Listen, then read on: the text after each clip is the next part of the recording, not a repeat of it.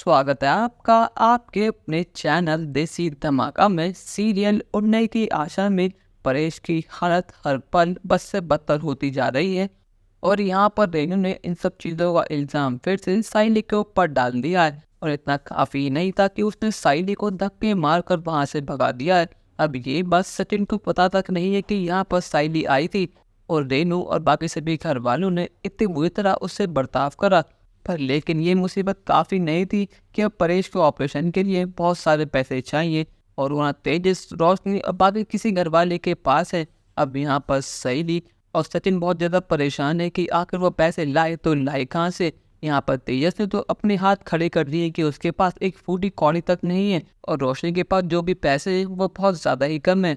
अब यहाँ पर जैसे ही शोभा को पता लगा है कि परेश बाबू हॉस्पिटल में एडमिट है और उन्हें हार्ट अटैक आया है तो वो सहेली को लेकर भागी भागी वहाँ पहुँच जाती है। यहाँ पर सहेली की लात मना करने के बावजूद भी वो उसे ज़बरदस्ती वहाँ ले जाती है और यहाँ पर इनको कहती है कि आप यहाँ क्या कर रही हैं और आज जो कुछ भी हुआ उसकी जिम्मेदार सिर्फ आपकी बेटी है। यहाँ पर शोभा कहते कि मेरी बेटी ने गलती करी है पर लेकिन आपने तो सारी हदें पार कर दी हैं। आपने मेरी बेटी की एक बात तक नहीं सुनी। आपने तो बिना कुछ समझे बिना कुछ देखे सारा इल्ज़ाम मेरी सहेली के ऊपर डाल दिया। और यहाँ पर शोभा जमकर लगाती है रेनू की क्लास। अब यहाँ पर परेश से मिलने के लिए शोभा और सहेली अंदर जाती हैं। अब यहाँ पर परेश को होश तो आ चुका है पर लेकिन यहाँ पर परेश अब सहेली से एक बहुत बड़ा वादा लेने वाला है।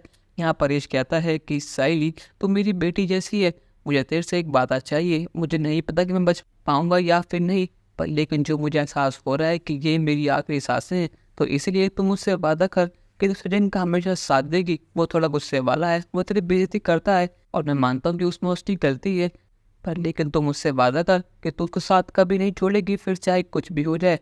और मुझे पता है कि रेनू तुझे पसंद नहीं करती, वो बात बात पर तुझे बेइज्जत करती है पर लेकिन सहेली बेटा अब तुझे इस घर को संभालना होगा। मुझे ना ही तेजस से उम्मीद है और ना ही रोशनी से और जो आकाश ने करा है उसके बाद तो मुझे किसी से कोई उम्मीद रही नहीं सिर्फ तेरे अलावा। अगर मुझे कुछ होता है तो सचिन और इस घर को तू ही संभालेगी क्योंकि मेरे जाने के बाद तो सब लोग बिखर जाएंगे। फिर एक तू ही होगी जिसको घर के साथ साथ बाकी सभी लोगों को जोड़ कर रखना होगा।